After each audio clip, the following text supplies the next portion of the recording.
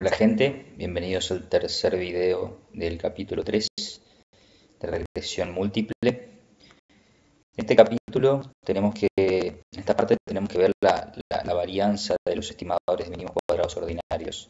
En el video anterior vimos la propiedad de ensesgamiento de estos estimadores para las pendientes de la regresión. Y vimos el sesgo, ¿sí? El sesgo por omitir variables. Y relacionado a eso me quedó algo pendiente en cuanto a los supuestos del modelo que vimos anteriormente, que quiero aclarar ahora antes de seguir. Así que vamos a ir a los supuestos del modelo, acá, diapositiva 14.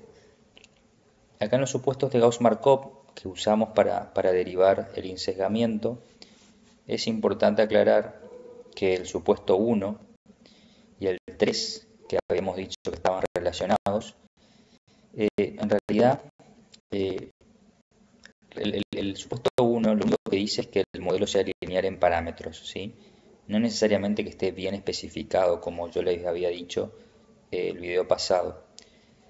En realidad eso viene al relacionarlo con el supuesto 3, ¿sí? Si no está bien especificado el modelo de regresión, el supuesto 3 puede fallar, ¿sí? En general es muy probable que falle. Si digamos una variable x no es incluida en el modelo, o sea, omisión de variables, que vimos justamente su sesgo, o lo que es lo mismo es un término cuadrático, por ejemplo, o sea, una forma funcional de una variable, por ejemplo x1, que tiene un término cuadrático que no es incluido, solo es incluido la parte lineal. Entonces, eso produce también un sesgo que se puede interpretar como una omisión de variable, porque estamos omitiendo un término cuadrático en definitiva, y eso induce a la violación del supuesto 3. Bien, pero eso no quiere decir que no haya otras fuentes para que se incumpla el supuesto 3, ¿sí? Justamente, supuestos de endogeneidad que hacen que las variables x no sean exógenas, ¿sí? Sino endógenas. Eso quiere decir que en U, tienen que pensar que en U hayan factores que además de afectar Y, también afecten sistemáticamente a X, ¿sí? O que las X estén relacionadas con esos factores. Esto es para dar un ejemplo que podría ser si una variable, por ejemplo, la variable X, X1 por ejemplo acá, ¿sí? Afecta a Y, pero también resulta que Y afecta a X, ¿sí? Y lo que yo observo ya es el resultado, el valor que yo observo de Y y el valor que observo de X, ya es el resultado de esa interacción o esa influencia recíproca, ¿sí? A veces eso se da por simultaneidad de la generación de Y de X, que vamos a ver un poco más adelante. Pero acá pueden pensar, supónganse que Y es la tasa de crimen o criminalidad o delitos por habitantes en determinadas ciudades, ¿no? Tengo una muestra de ciudades y tengo la tasa de criminalidad por ciudad. 60 ciudades distintas, su tasa de criminalidad, y acá tengo X1 es la dotación de policía por habitante en la ciudad, ¿sí? Se espera que mayor policía, mayor dotación de policía, yo consiga mayor seguridad, es decir, que se espera que beta 1 sea positivo, negativo, mayor dotación de policía per cápita, menor tasa de crimen per cápita. Pero también resulta que hay una endogeneidad ahí. ¿Por qué? Porque ¿qué induce a que yo tenga más policía? Si tengo una ciudad con mayor inseguridad por determinados factores sociales o lo que fuese. Entonces, y en ese sentido, mayor tasa de criminalidad induce a tener mayor dotación de policía, o a la inversa, menor criminalidad, menor dotación, así ahorro recursos para otros fines públicos. Entonces, ven que ahí hay una doble causalidad, y lo que yo observo ya es el resultado de la interacción entre ambas situaciones, ¿sí? Entonces, eso también hace que X1 sea endógena, ¿sí? No sea exógena, y esto se viole. Porque básicamente hay factores en U es parte de I, ¿no? Hay factores en U, que es la tasa de crimen, que influyen en X1, que es la dotación de policía, ¿se entiende? Entonces, va a haber una relación en media entre estas dos variables. Y esto no va a ser cero, ¿sí? Va a ser una función de x1 acá, ¿sí? Bien, eso es lo que quería aclarar antes de seguir con la varianza. Ahora, siguiendo con la varianza, bueno, esto es muy parecido al capítulo 2 que vimos antes, ¿no? Lo que nos dice es que ya sabemos que el estimador es insesgado, es decir, el estimador de MCO está centrado en el verdadero valor de beta 1, en este caso que analizamos el sesgo para beta 1, ¿sí? Está centrado en el verdadero valor que quiere estimar, en el verdadero parámetro. Lo que no sabemos es cuán dispersa es la variabilidad de ese estimador, o sea, cuán dispersa, perdón, es lo que se llama variabilidad muestral del estimador, ¿sí? Alrededor del verdadero valor del parámetro, ¿sí? Entonces, para poder estimar esa variabilidad, necesito estimar o conocer la varianza del estimador, ¿sí? Entonces, para eso necesitamos, para derivar esa varianza del estimador, necesitamos hacer un supuesto. Otra vez, como antes, hacemos el mismo supuesto de homocedasticidad. Lo único que cambia respecto al capítulo 2 es que esta varianza es condicional a todas las x del modelo, x1, xk, ¿sí?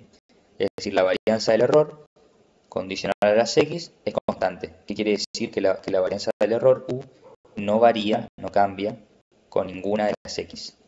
¿Está? Bueno, eso es, como les dije, esto es un supuesto que se puede levantar. Luego es un supuesto que ayuda, es bueno empezar por acá porque ayuda a la didáctica, a la comprensión, pero además no es de balde, porque si en la práctica esto se cumple, entonces hay que usar exactamente la fórmula que vamos a ver acá. Si no es una fórmula de juguete, sí, que no sea útil. De hecho, el Stata la calcula por defecto, a menos que le digamos que calcule otra cosa, calcula una varianza del estimador MCO con esta fórmula que vamos a ver. Pero lo primero que necesitamos es definir bien el problema, ¿sí? Uno de los elementos que necesitamos es la varianza del error, que sea constante con este supuesto. Luego vamos a definir un poco la notación. Ahora vamos a llamar x en negrita al vector de los k regresores, de 1 a k. Y vamos a tener en cuenta lo que ya hablamos en el video del capítulo 2, que la varianza del error condicional a x es igual a sigma cuadrado, ¿sí? Por la homocedasticidad que vimos recién, es constante. Pero también es igual, o eso implica, esta constancia implica que también es constante y es también igual a sigma cuadrado la varianza de la variable y condicional a x. Esto ya lo vimos en el capítulo 2, incluso en el R hicimos una simulación al final del script del capítulo 2 para mostrar esta igualdad, ¿sí?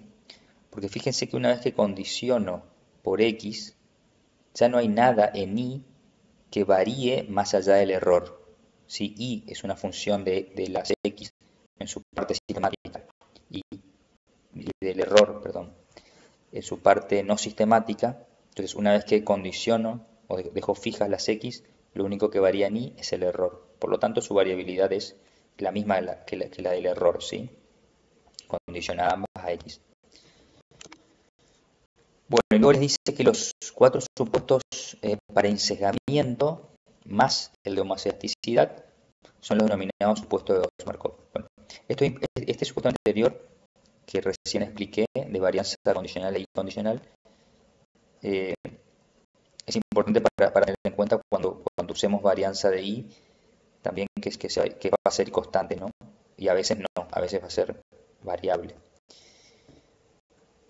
Bueno, entonces los cuatro supuestos anteriores más homocedasticidad son los 5 supuestos de Gauss-Markov, conocidos como de Gauss-Markov. Bueno, dados los 5 supuestos de Gauss-Markov, se tiene esta formulita de la varianza. Después vamos a derivarla, pero por ahora, fíjense que la varianza es el beta j, donde j es cualquier regresor de los k regresores que tenemos, de 1 a k. ¿Sí? Es igual, entonces, esa varianza a la varianza del error, sigma cuadrado, en el numerador, Y en el denominador, o sea, esa varianza dividida, la suma total de cuadrados sub j, que se refiere a xj, la tenemos acá abajo. STCJ es igual a sumatoria de xj menos xj media al cuadrado, ¿sí? Sumatoria para toda la muestra, ¿sí? Entonces esto es igual a la regresión simple, ¿sí? Hasta acá es igual sigma cuadrado sobre STCJ, en el caso de la regresión simple era STC1, j igual a 1, ¿sí? Hasta ahí es igual, pero ahora aparece un nuevo término que es 1 menos este r cuadrado sub j. ¿Qué es este r cuadrado sub j? Acá les dice, es el r cuadrado, o sea, el coeficiente de determinación de la regresión de xj, que es la x, ¿sí?, a la cual pertenece el beta j, estamos viendo su varianza, la regresión de ese xj sobre todas las demás x. Si tuviésemos 2x y xj es x1, es la regresión de x1 sobre x2, ¿sí? Si tenemos x2 y x3, sería de x1 sobre x2 y x3. Y así, si tenemos más variables, es la regresión de x1, por ejemplo, contra todo el resto.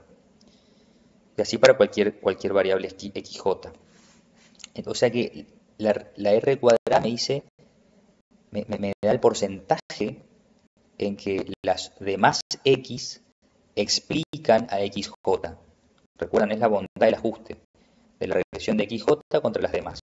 Por lo tanto, es cuánto las otras variables que no son xj explican, en qué proporción explican a xj. Por lo tanto, 1 menos ese r cuadrado es justamente, como el r cuadrado tiene valor máximo 1, siempre es menor, entonces es la parte justamente que la xj no es explicada por las demás x, ¿sí?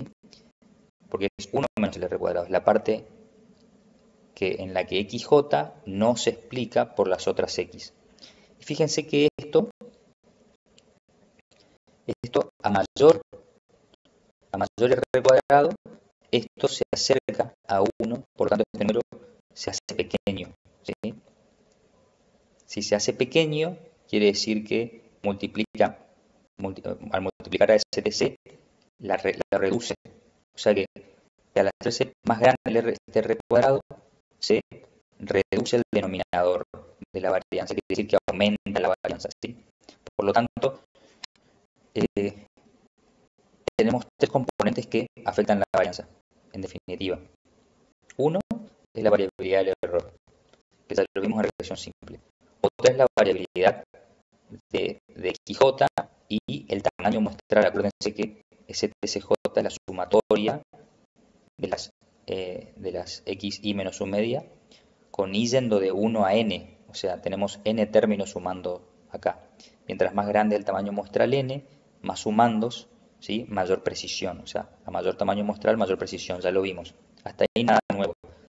Pero tenemos que ahora, a mayor relación entre xj, ¿sí?, y las demás x, o sea, a mayor r cuadrado, perdemos precisión, ¿sí? Aumenta r cuadrado, 1 menos r cuadrado disminuye y aumenta entonces toda la varianza. Esto quiere decir que justamente agregar variables al modelo en principio no es gratis, ¿sí? Tiene una fuente de costo, que es el aumento de la varianza del beta j, ¿sí? ¿Cuál sería la ganancia de incluir la variable?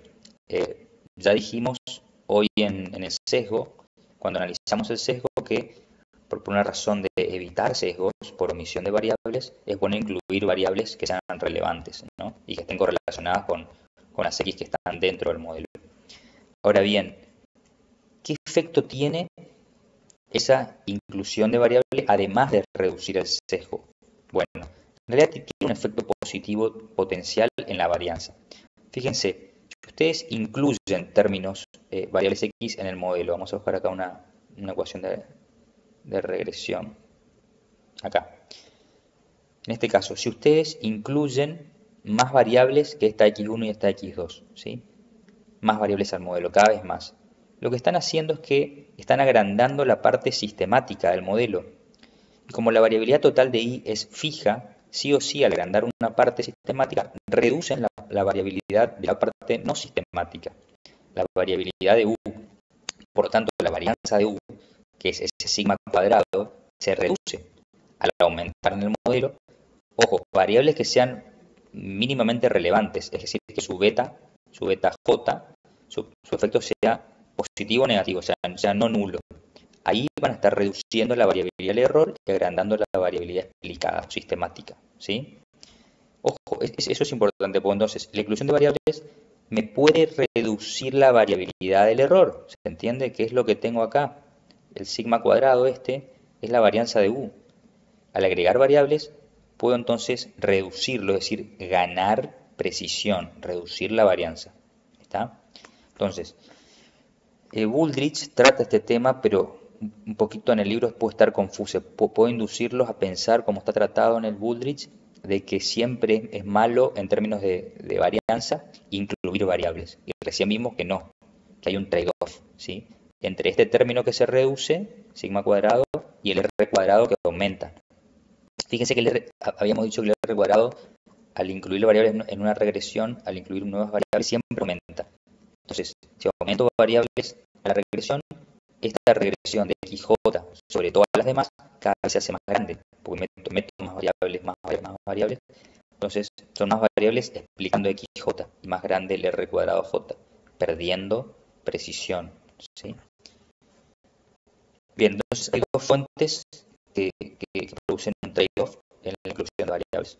Pero como les digo, Booldrich trata un poco sesgado, porque en principio Booldrich plantea la comparativa de regresión, digamos, modelo mal especificado con correctamente especificado, que está bueno, está más adelante, perdón. Bueno, en esta diapositiva 28, básicamente habla sobre lo que ya dijimos, los componentes de la varianza y lo que producen, ¿no? Aumentan o reducen la varianza. La derivación, bueno, la derivación es muy parecida a la del sesgo, porque usan la formulita que usan para el sesgo de MCO en regresión múltiple, pero en vez de ponerle la varianza a ambos lados, en vez de ponerle la esperanza que se usa en el insesgamiento, operan con la varianza a ambos lados, ¿sí? Ven que esta es la formulita que usa el residuo, los residuos parcializados, digamos, en el modelo que tengo x1 y x2. O sea, es lo mismo que usé para el insesgamiento. Pero al aplicar la varianza, entonces me queda que la varianza de este lado derecho, que acá está omitida, acá tendría que ir a varianza de esto. Fíjense que la varianza entra en la suma, porque beta 1 es constante, y beta 1, entonces la varianza de beta 1 es 0. ¿Sí? Entonces me queda solamente varianza de este segundo sumando, que es esto que está acá. Pero ahora, como la varianza de esta es condicional a las x, entonces estos términos de residuos, fíjense que los residuos, esto, chequenlo, pero eran los residuos de la regresión de x1 contra x2, ¿sí? En el modelo de dos variables que usamos en el mismo que usamos para el sesgo, para el insesgamiento. Entonces, como esto, en definitiva, ¿cómo se define este residuo? Es x1 menos x1 estimada, ¿sí? Y ese x1 estimado depende de x2. O sea, en definitiva, tenemos que este residuo tiene adentro, o está definida a través de x1 y x2. ¿Sí? x1 menos x1 estimado, que adentro tiene x2. Por lo tanto, si condiciono esta varianza por las dos variables x1 y x2, entonces estoy manteniendo fijo este residuo, ¿sí? Se trata como una constante. Bueno, esto es parecido a la regresión simple también. Entonces la varianza entra en la sumatoria, ¿sí? Y me queda que varianza de esta suma, donde las r se tratan como constantes, me queda sumatoria de las r al cuadrado, y acá sumatoria de las r al cuadrado también, lo tenía acá, todo elevado al cuadrado se trata como constante. Sumatoria de eso por varianza de u. Y nada más. Fíjense que entonces la varianza de la sumatoria es la sumatoria de las varianzas, ¿sí? Y eso ocurre gracias al supuesto de muestreo aleatorio. Porque si no, acuérdense que la varianza de la suma de variables aleatorias es igual a la suma de las varianzas más menos la covarianza, ¿sí? O sea, acá no hay ninguna covarianza en juego, en que no está porque se cumple que el muestreo aleatorio, ¿sí? Evita que necesite la covarianza entre las UI, ¿sí? ¿Por qué no hay covarianza entre las UI? ¿Qué significa eso? Bueno, básicamente quiere decir que en muestras repetidas, por ejemplo, la observación 1, que yo obtenga en mi muestra, y la observación 2, es decir, la primera observación I igual a 1 y la segunda observación I igual a 2, si yo tomo muchas muestras y le doy valores a ese par 1 o 2, y hago la correlación entre ambas, esa correlación es 0, ¿sí? No tiene correlación. Por eso no hay fórmula de correlación acá. Solamente suma de varianzas. ¿Sí? Porque ¿qué posibilita que esas U1 y U2 tengan correlación 0? Es que el muestreo aleatorio. Es decir, que cualquier observación va a salir en la primera observación muestral, cualquier otra observación de la muestra va a salir en la segunda observación muestral. Por lo tanto, como es aleatorio, lo que salga en esas dos observaciones, su covarianza es 0, ¿sí? O correlación. Bien, entonces, presupuesto aleatorio tenemos esto. Y lo que me queda entonces es que, como varianza de U es sigma cuadrado, por elasticidad, quinto supuesto, ese sigma cuadrado puede salir fuera de la sumatoria. Yo puedo simplificar esta sumatoria de arriba con una de las que están abajo, o sea, por el cuadrado. Y me queda esto que está acá abajo. ¿Sí? Bien, noten, piensen que esto que tengo acá es lo mismo que lo que tenía acá arriba. ¿Sí? O sea que suma total de cuadrados de xj por 1 menos r cuadrado de xj es equivalente a esto, nada más que ahora j será igual a 1, ¿sí? Este sigma cuadrado sobre sumatoria de estos residuos de x1, o podría ser, si este x fuese beta j, sería de residuos ij, ¿sí? Bueno, noten por qué esta sumatoria es lo mismo que poner esto, o lo mismo que teníamos arriba, que poner esto. Fíjense una cosa, este STCJ, ¿sí? Es la suma total de cuadrados de la variable x, o sea, el regresor. Y acá estoy multiplicando por la parte de ese regresor que no es explicada por las demás x, ¿sí? Bueno, fíjense que es exactamente lo mismo que poner este residuo acá abajo. Este residuo es la parte de x1 que no es explicada por x2. Si tuviese x3 sería el residuo, o sea, sería la parte de x1 que no es explicada ni por x2 ni por x3, ¿sí? O sea que es lo mismo que acá, ¿sí? Multiplicar la variabilidad total del regresor por la parte no explicada por las demás variables es lo mismo que poner directamente la parte de la variabilidad del regresor no explicada por las otras variables. ¿Sí? Exactamente igual. O sea que sumatoria de estos residuos, se puede escribir como la suma total de cuadrados de x1, ¿sí? O sea, STC1 por 1 menos r cuadrado 1. ¿Sí? Donde ese r cuadrado sería la regresión de x1 contra x2.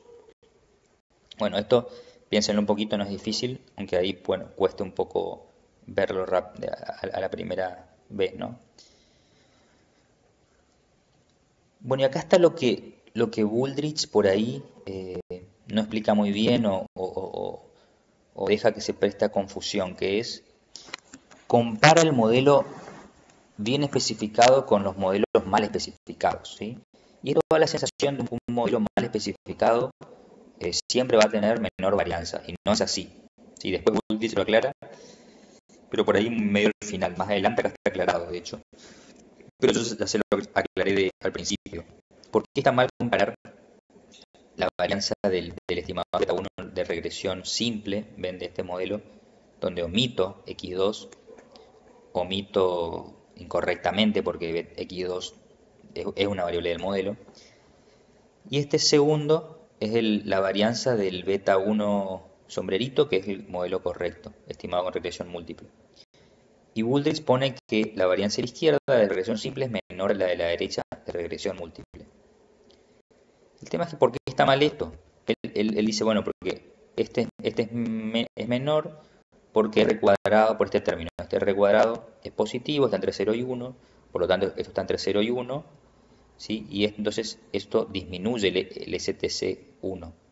Entonces al disminuir respecto de este lado el STC, el denominador, entonces esto aumenta, ¿sí? Es más grande que esto.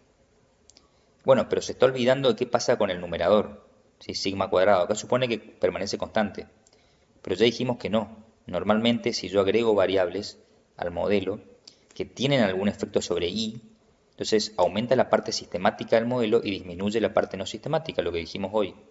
Por lo tanto, este sigma cuadrado va a ser menor que este sigma cuadrado, ¿sí? Porque son modelos distintos, son errores distintos.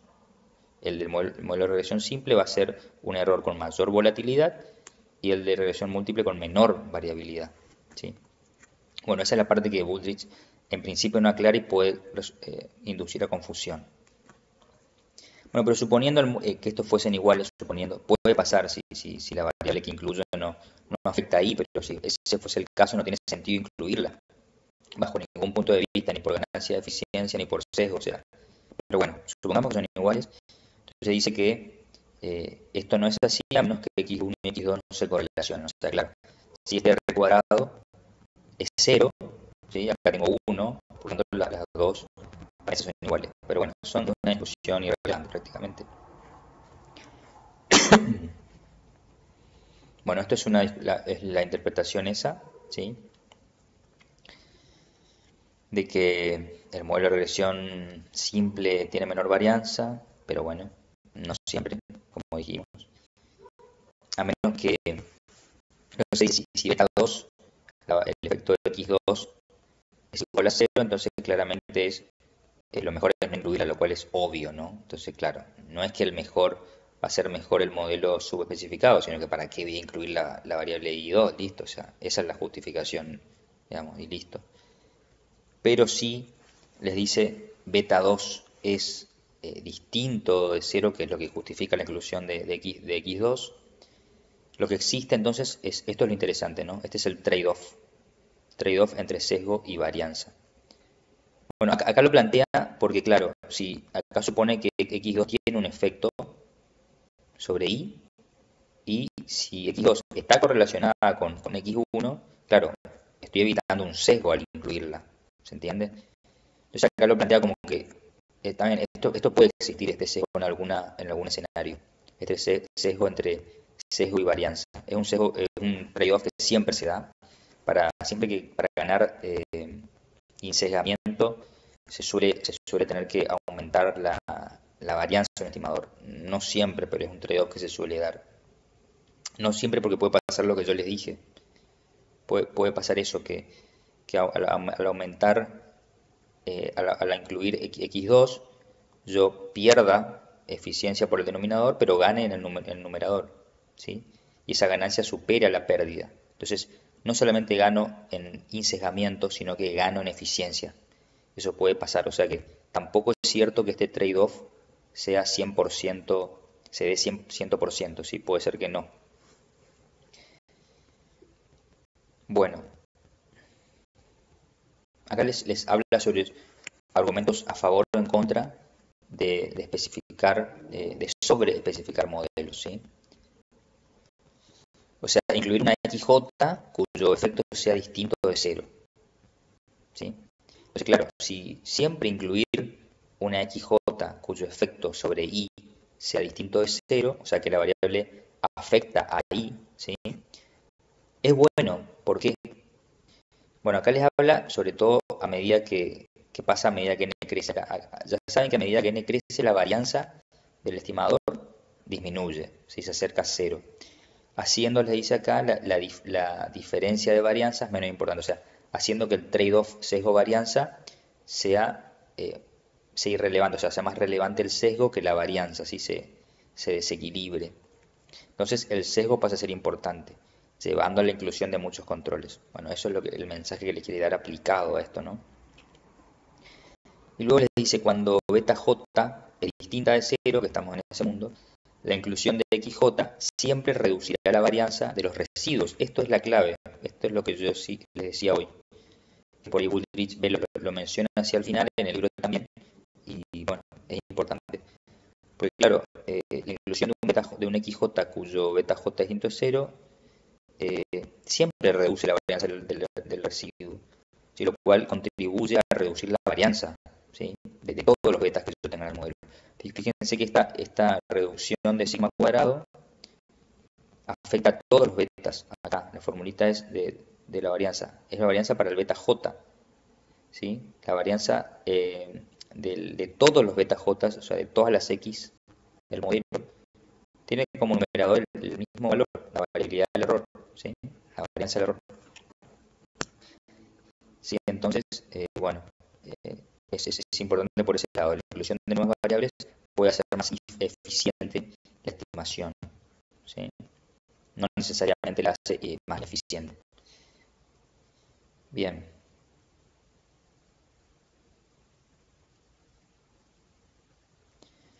Bueno, y por último vamos en cuanto a teoría, a lo que es la estimación de la varianza del error. Bueno, esto es muy similar al capítulo 2, así que vamos a ir rápido en lo que es similar, ¿sí? Entonces, no conocemos este valor de sigma cuadrado, ¿no? Entonces tenemos que estimarlo, pero no observamos U, pero observamos los residuos de la regresión MCO. Entonces podemos usar esos residuos para estimar la varianza. Y como lo hicimos en el capítulo 2, puedo usar la sumatoria de los residuos al cuadrado dividido los grados de libertad, es decir, n menos k menos 1. O sea, el tamaño muestral menos la cantidad de parámetros a estimar o que estimo. O sea, que son las K pendientes beta J, ¿sí? Y el beta 0. ¿Sí? Siempre tengo los efectos de las K variables X más la ordenada al origen, cuando la incluyo, ¿no? Eso lo puedo llamar como suma de residuos al cuadrado sobre los grados de libertad. Y finalmente el error estándar, esa es la estimación de la varianza. Por lo tanto, el error estándar del beta J estimado lo puedo escribir como el sigma estimado, que ya no es sigma cuadrado, le tomo la raíz cuadrada, si la raíz cuadrada de este sigma cuadrado estimado, dividida la suma total de cuadrados sub j de xj por 1 menos r cuadrado, es el denominador de la varianza, pero tomado también raíz cuadrada, elevado a la 1 medio. ¿Sí? Para que me quede el error estándar. Si simplemente la raíz cuadrada de la formulita de varianza, esta que teníamos acá arriba, esta o esta, ¿sí? Esta formulita tomado raíz cuadrada, pero con el sigma estimado, ¿sí? Usando los residuos de MCO. Bueno, acá les dice los grados de libertad, son estos, se pueden escribir es lo mismo de esta manera, que es tamaño muestral menos las K, los K pendientes, betas, y el beta 0, la constante, o la ordenada al origen. Bueno, y finalmente, para cerrar la teoría, con estas propiedades estadísticas que vimos, que es básicamente insesgamiento, y la que implica esta varianza. No hablamos de la propiedad que implica esta varianza, pero resulta que esta formulita de varianza resulta que es la mínima varianza que se puede obtener, la mínima varianza que se puede obtener en la familia de estimadores a la que pertenece MCO, ¿sí? Y por eso es una propiedad estadística, la eficiencia, ¿sí? Hablamos del sesgo o el insesgamiento, que es la propiedad estadística de muestra finita, y la otra propiedad estadística de muestra finita de MCO es la eficiencia, ya que está dada por este teorema. Bajo los 5 supuestos de Box-Markov, los estimadores mínimos cuadrados ordinarios son el mejor estimador lineal insesgado, MELI, ¿sí? Mejor estimador lineal insesgado. Bueno, esto es lo mismo que vale lo mismo para la regresión simple, ¿sí? Así si los supuestos se cumplen, si estos 5 supuestos se cumplen, se debe usar MCO, preferentemente, en vez de otro tipo estimador, ¿sí? Bien. Para terminar el video e ilustrar un poco con la parte de programas de simulación, vamos a terminar la última parte del script de R que estábamos viendo.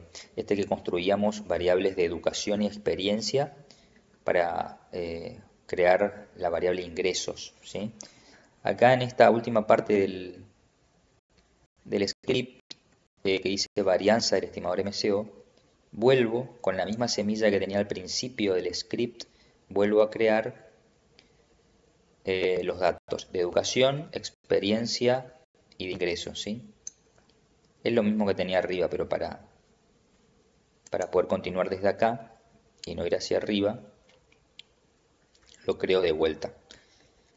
Y tengo nuevamente el modelo bien especificado, completo, le llamaba modelo OK, donde estimaba el efecto de beta 1 igual a 1.0018 y también el efecto de experiencia, ¿sí? Bien, a n tiene este tamaño de mostrar 500, o sea, podría poner n igual a 500 o de otra manera esto, que es n es igual al length, que es de una manera el tamaño o la extensión de la variable ingreso o el vector ingreso, que en definitiva es 500, ¿sí? Ven si tipean acá a la derecha en la consola n es igual a 500. Lo que voy a hacer acá es construir esta formulita de la varianza, perdón, de MCO con la formulita que recién vimos, ¿sí?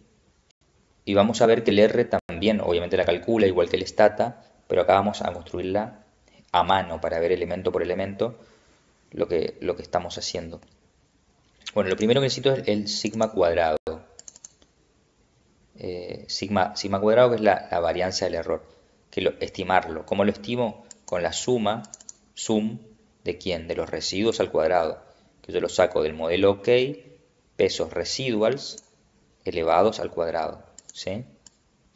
Y todo eso, esa sumatoria dividido los grados de libertad, n menos 3 en este caso, porque tengo la ordenada al origen beta 0, el efecto beta 1 de educ y el efecto beta 2 de experiencia. Ejecuto esto, ya tengo sigma cuadrado estimado. Puedo poner acá en la consola sigma 2 0,90 me da. Me faltaría, ya tengo error, el sigma, ¿sí? Sigma cuadrado, ¿sí? Después le tomo raíz cuadrada y tengo sigma. Ahora necesito la suma total de cuadrados de XJ, en este caso de experiencia, que es lo que estoy haciendo, ¿no? Vamos a hacer, no, de educación, perdón. Entonces, este sigma vale para cualquiera de las dos variables, educación y experiencia. Pero ahora hago la STC de educ, ¿sí? Entonces hago la suma, esto es sumatoria de la variable x, x1 en este caso, menos su media al cuadrado. La suma total de cuadrados de x1, que sería educ. ¿Sí? Hago eso, suma total de cuadrados de educ. Obtengo eso. Y me quedaría finalmente obtener el r cuadrado r cuadrado j, que es el coeficiente de determinación de la regresión de xj, en nuestro caso de educ, contra expert, contra las demás x. Entonces tengo el r cuadrado de educ, ¿sí?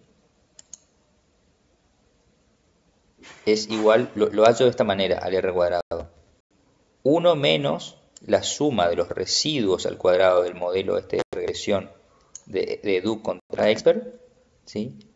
Dividido la suma total de cuadrados de educ, ¿sí? del regresando, ¿sí? La variable i de esta regresión. Se podría hacer también con la parte explicada, pero acá es más fácil porque los residuos los saco con este comando residuals de este modelo, ya guarda los residuos de este modelo.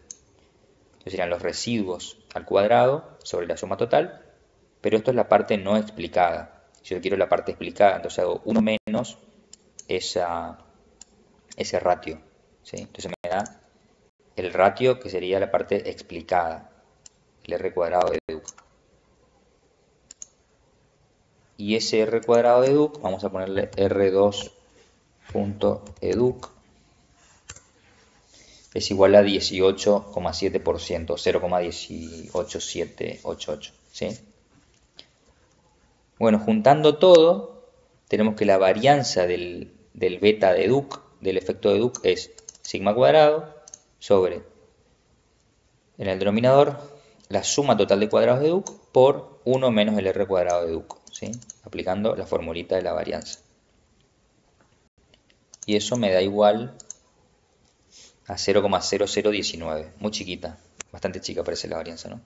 Y por último, el error estándar de ese beta de educ es lo mismo, esa varianza, pero aplicándole la raíz cuadrada, que me da un valor de 0,044, ¿sí? Bueno, esto era para calcular cómo lo harían a mano a la varianza y puedan relacionar la teoría que veíamos así con letras con algo numérico, con algo simulado, con las variables simuladas que vimos recién. Obviamente, esto lo calcula el stata mucho más fácil, automáticamente. De hecho, nosotros habíamos estimado el modelo OK, ¿sí? Anteriormente. Así que si le aplicamos de vuelta el summary al modelo OK, vemos que efectivamente la variable educ, ¿sí? Tiene estimado, además de su coeficiente, el error estándar, standard error, de 0,044. Exactamente lo que obtuvimos acá arriba, 0,044. ¿Sí? Acá está redondeado nomás a 5 dígitos, 5 decimales. Bien. También les dice que pueden extraer ese, además de verlo en esta salida, pueden extraer el número específico de 0,44. 0.044. ¿Cómo hacen eso? Con el comando vcov. El comando vcov significa varianza covarianza. Sirve para extraer la matriz de varianzas y covarianzas de un modelo de regresión. Es decir, pueden extraer la varianza del beta 0, del beta 1 y del beta 2 y las covarianzas entre estos estadísticos, ¿sí? De hecho, si hacen vcov mod OK, por ejemplo, para ver lo que sale, les va a salir esa matriz. ¿Ven? Tienen beta 0, beta 1, beta 2. Nada más que dicen educ y expert porque son las variables a quienes pertenecen los efectos. Y el intercepto, que sería el beta 0. Entonces, la diagonal de esta matriz es la varianza, ¿sí?, de los estimadores. Ven que acá tienen la de educ, la varianza de educ, que es la que sacaron anteriormente, 0.0019, que la tenían acá. Acá, 0.00193612, es la misma, ¿sí? Exactamente la misma. Así que a esa varianza que sería, les decía, en la diagonal tienen las varianzas y en los elementos no diagonales tienen las covarianzas, ¿sí? Bien.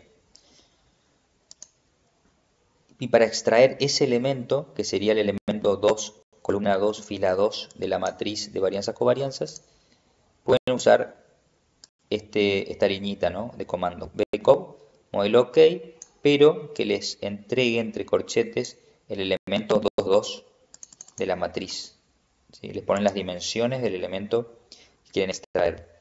Y por último podrían directamente aplicarle la raíz cuadrada a ese elemento y les da exactamente el error estándar, 0,044, que teníamos acá, 0,044.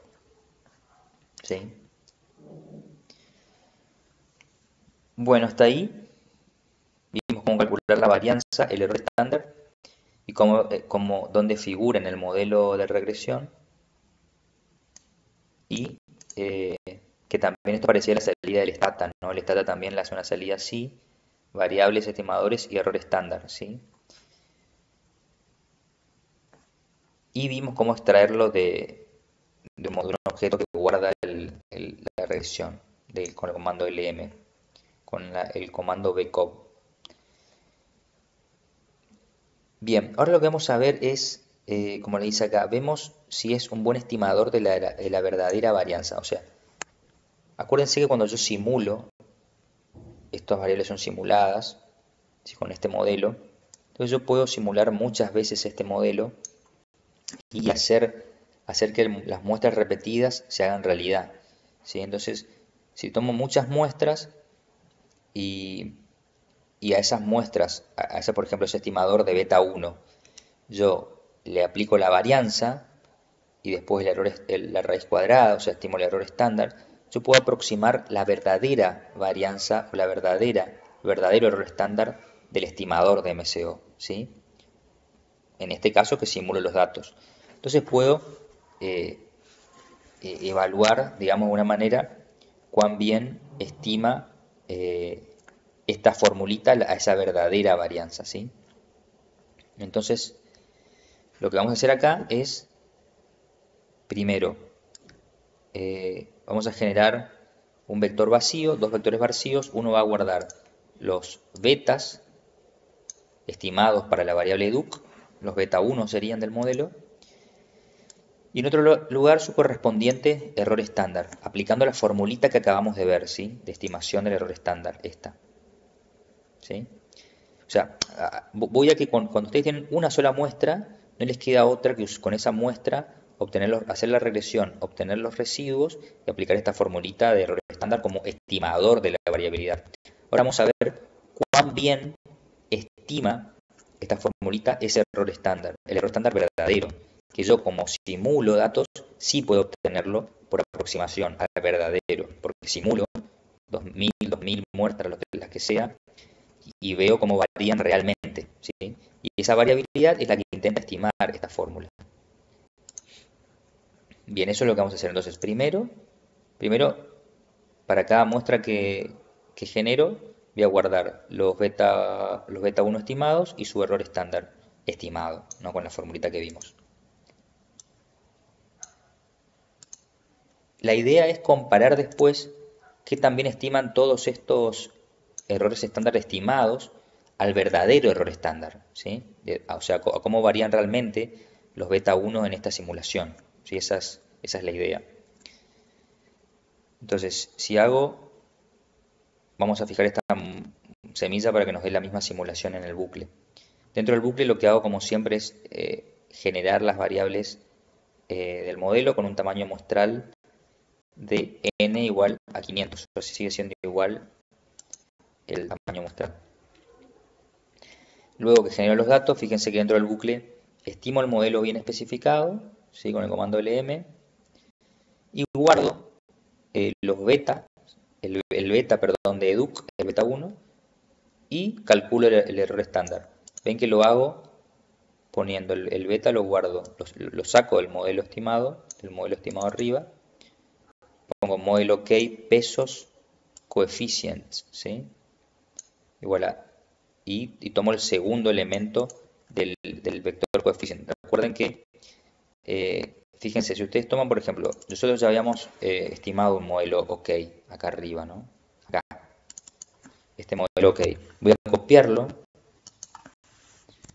voy a pegarlo acá. Y fíjense, si ustedes quieren ver qué tiene adentro, qué guarda adentro ese elemento, pueden poner names.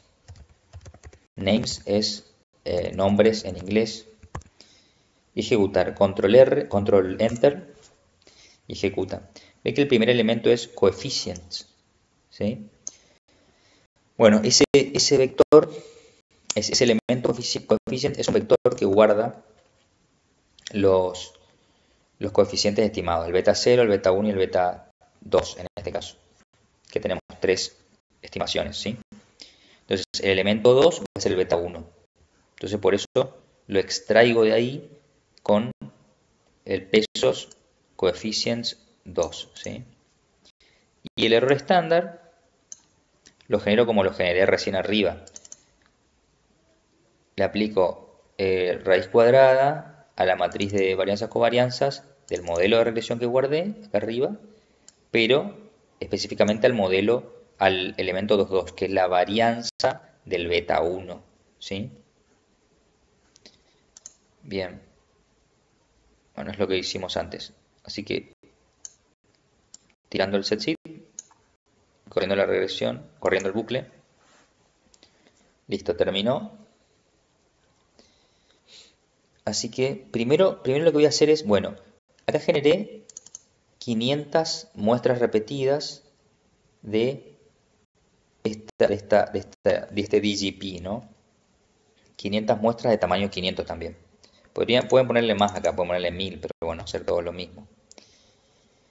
Entonces, yo con esas 500 estimaciones del beta educ puedo ver o aproximar cómo varían. ¿Cómo hago? Sacándole el desvío estándar a esos betas. Tomándole el desvío estándar a esos betas, resumo la variabilidad con el desvío estándar o desviación típica, ¿sí? ¿Qué es lo que yo quiero estimar por mi error estándar? Con este error estándar que yo hago para cada muestra, lo que estoy queriendo hacer es estimar este valor. Bueno, este sería la aproximación al verdadero valor, ¿sí? Fíjense, si lo corro me da como 0.048 el verdadero desvío estándar de los beta educ, aproximado con estas 500 iteraciones del bucle. Si acá pongo más iteraciones, me va a dar más aproximado todavía, ¿sí? Y quiero ver cuán bien estos estimadores en cada una de las 500 muestras, cuán bien estiman este numerito de 0.048, que es más o menos el verdadero que quiero estimar, ¿sí? Para eso, una forma de verlo es, por ejemplo, ver si en promedio, aplicándole la media a todos los errores estándar estimados, me da algo parecido a este 0.048, ¿sí? O sea que es algo así como que si es un estimador más o menos insesgado o está cerca. Si le corro la media, van a ver que les da 0.048, 39, o sea, 0.0484, contra el verdadero que es más o menos 0.0481. ¿Sí? O sea que me dio bastante bien en promedio, ¿sí? Y si hago, bueno, eso en promedio, pero si quiero ver el histograma para ver qué variabilidad tiene alrededor de este 0.0481, ¿sí? Corro el histograma de los errores estándar y ahí veo que la distribución está centrada más o menos en 0.048, ¿sí? Por acá, y tiene una variabilidad que va hasta 0, alrededor de 0.042, para abajo y para arriba 0.054, ¿sí? De vuelta, veo que en realidad, que en general, la mayoría de las muestras, usar la formulita del error estándar que vimos acá, a ver si se entiende. En la mayoría de las 500 muestras, usar esta formulita como estimador de este número que tengo acá arriba, ¿sí? 0.048, ¿sí? 481, anda bastante bien, porque anda entre 0.044 y 0.052, ¿sí? 54. O sea que me estima bastante bien la volatilidad muestral o la variabilidad muestral del estimador MCO. ¿Se entiende? Bueno, esta no es la volatilidad del estimador, esta es la volatilidad del error estándar, sí. Perdón, yo lo hice así, pero esta es la volatilidad del error estándar como estimador del verdadero desvío estándar, ¿sí? Que este es la aproximación a la verdadera volatilidad del beta 1 estimado, del estimador de beta 1, ¿sí? O sea que en definitiva veo que realmente todo esto que hicimos, esta fórmula del error estándar, resulta en una buena estimación del desvío estándar verdadero, ¿no? Del estimador de MCO. Bien. Bueno, y al final el script hace una comparación de lo que discutíamos en la teoría. Esto de estimar el modelo mal especificado respecto del bien especificado, ¿sí? En este contexto de experiencia EDUC y los ingresos, ¿sí? Bueno, básicamente la idea de esto es ilustrar eh, que el trade-off sesgo-varianza depende mucho del tamaño muestral, es lo que le decía en las diapositivas. Cuando tengo un tamaño muestral chico, que la varianza del estimador de MCO puede ser alta, entonces sí es discutible, por no discutir si incremento los regresores en el modelo, o sea, incluyen nuevas variables al modelo, ¿sí? Para ganar, digamos, insegadez. Ahora, si tengo un tamaño muestra grande, donde la varianza de todos los estimadores es muy chiquita, entonces mucho no es relevante la distribución esta de que pierdo eficiencia al agregar variables, ¿sí? O sea que siempre me conviene incluir variables en el modelo con tal de reducir el sesgo, ¿sí? Ojo, antes que me olvide, es muy importante aclarar que Bullrich lo trata en el libro, y es muy importante en la práctica. No se trata esto de incluir siempre más variables al modelo mientras tengas un beta distinto de cero, ¿sí? Es muy importante que ustedes se guíen con la teoría económica para especificar el modelo. De hecho, la econometría es un mundo inmenso. Esto que estamos viendo son los rudimentos más básicos. La gente que hace econometría en ciencias casi no aplica este modelo solo, ¿no? Lo que hace es modelar todo un problema matemático donde hay típicamente variables que se interrelacionan, así que son sistemas de ecuaciones en donde se meten muchos supuestos de la teoría que surgen del modelo teórico. Entonces, la teoría guía mucho la construcción de los modelos. A veces son modelos no lineales en parámetros, a veces lineales. Voy a que no tienen que siempre incluir variables por incluir, porque a veces no corresponde incluir variables. Yo siempre doy un ejemplo de que ustedes tienen que estimar el efecto sobre los accidentes de tránsito del consumo de alcohol, ¿no? Entonces, accidente de tránsito es I, el consumo de alcohol es X1, tiene muchas ciudades en donde miden esto. Entonces, la pregunta es, ¿incluyen en el modelo como X2, más allá de otros controles, incluyen el consumo de alcohol? Muchos por ahí se confunden y dicen sí, incluyo, o sea, que los accidentes de tránsito dependan de perdón, me expresé mal, no es accidente de tránsito y consumo de alcohol, eso es lo que se quiere evitar. Entonces, se quiere evaluar el efecto que tiene una política impositiva, que te eleve el precio del alcohol y por lo tanto que te baje el consumo, ¿sí? Entonces, si ustedes quieren ver el efecto de la política impositiva, tienen que hacer la regresión de la tasa de accidentes de tránsito contra el nivel de tasa impositiva, ¿sí? Sin incluir el consumo de alcohol, ¿sí? ¿Por qué? Porque si incluyen en la regresión el consumo de alcohol, están regresando tasa de accidente de tránsito contra consumo de alcohol más tasa impositiva. Entonces, ¿qué interpretación tiene el efecto de la tasa impositiva? Si es ceteris paribus el consumo de alcohol, ¿se dan cuenta? Ustedes lo que quieren estimar es el efecto de la alícuota impositiva sobre el accidente de tránsito vía, o sea, por canal causal, el consumo de alcohol. El canal causal es aumento de alícuota, aumento de precio del alcohol, disminución del consumo de alcohol, disminución de los accidentes de tránsito. ¿Se entiende? Es decir, que ustedes quieren que al variar la alícuota impositiva también varíe el consumo de alcohol y estimar ese efecto sobre los accidentes de tránsito. Si ustedes ponen el consumo de alcohol en el modelo, además de la alícuota, entonces están estimando el efecto de la alícuota manteniendo constante el consumo de alcohol. No tiene sentido, ¿sí? Van a estimar cualquier cosa, es probable que no sea cero el efecto de la alícuota ahí, porque la idea es que la alícuota que mueva el consumo y así afecte la tasa de accidentes. Bueno, esto un poco en el aire quizá, pero escríbanlo y piénsenlo ustedes, ¿sí?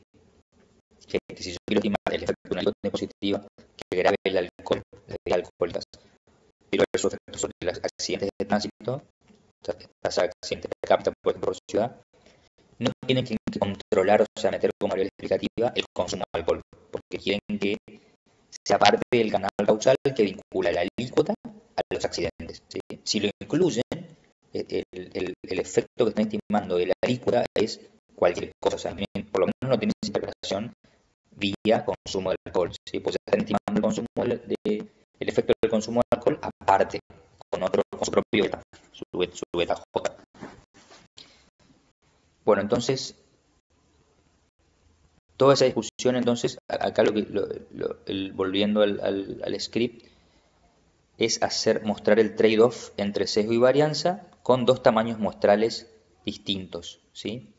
Esto háganlo como tarea, pero básicamente les comento acá de vuelta, hacen lo mismo que hicimos antes, tienen un vector vacío de los betas y los errores estándar, generan en un loop los betas y los errores estándar, y luego comparan lo que es el sesgo, ¿sí? Vamos a hacer el primero.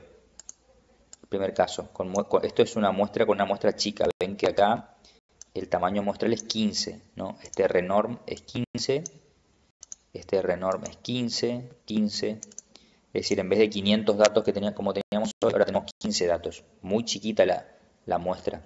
Se espera en este caso que la varianza aumente respecto a lo que era antes, ¿no? Entonces, tiro estos betas, pongo el setSeed 473 y genero el bucle muy similar igual que hicimos anteriormente, excepto por el tamaño muestral. Y veo que el sesgo chicle llamo porque es el sesgo, perdón, el sesgo con esta muestra chica me da menos 0,6, ¿sí? Menos 0,6. Y después calculo el desvío estándar verdadero, le llamo acá, ¿sí? Para este tamaño muestral, que es como hicimos antes, la varianza de todos los betas estos estimados con la muestra chica, ¿no? Esta es una aproximación de la verdadera variabilidad, ¿sí? Del desvío estándar verdadero, por eso se llama así. Y eso me da 0,51. Ven que es alto. En valor absoluto, la variabilidad es 0,5 y el sesgo es 0,6. O sea, son similares. Bueno, y acá abajo veo cómo me dio la media de los errores estándar estimados. O sea, esto es solamente para lo que vimos antes, que también estima estos errores estándar al verdadero, que recién vimos que es 0,5. Vemos que en promedio lo estima bien, 0,49, 4, cuando la aproximación del verdadero es 0,51. Bueno, pero lo importante es comparar sesgo con varianza, ¿sí? O con desvío estándar, mejor dicho. Vean que acá sí se puede comparar porque es grande, pero sí, bueno, hacemos rápido ya que estamos el caso 2 con un tamaño muestral. Vean que el tamaño muestral acá es de 150, ¿sí? Multiplico por 10. Corro todo y veo que el sesgo para tamaño muestral grande sigue siendo de 0,6 prácticamente, ¿sí? Acuérdense que el sesgo es una propiedad de muestra finita, quiere decir que no depende del tamaño muestral. Para cualquier muestra queda fijo. En cambio la varianza, o el desvío estándar, la aproximación al verdadero, fíjense que decae, 0,15 queda aproximadamente, ¿sí? Antes era 0,5. Entonces ahora se hace más relevante el sesgo y no la varianza, ¿sí? Bueno, pueden ver también acá cómo funcionó esto, que ya vimos que funciona bien en promedio. El estimador 0,144, ¿sí? Bueno, con esto cerramos el video, ¿sí? Esto es para mostrar un poco que el trade-off sesgo-varianza cuando tengo tamaño muestral grande ya deja de ser tan relevante. O sea, me preocupo más por el sesgo, pero sin exagerar e incluir cualquier variable en el modelo. Porque puede pasarnos que, como decíamos esto de los accidentes de tránsito y la alícuota a las bebidas alcohólicas en el impuesto, que no tengo que interrumpir el canal causal que estoy queriendo estimar, ¿no? Así que no siempre es incluir variables por incluir. Bueno, nos vemos hasta el próximo video.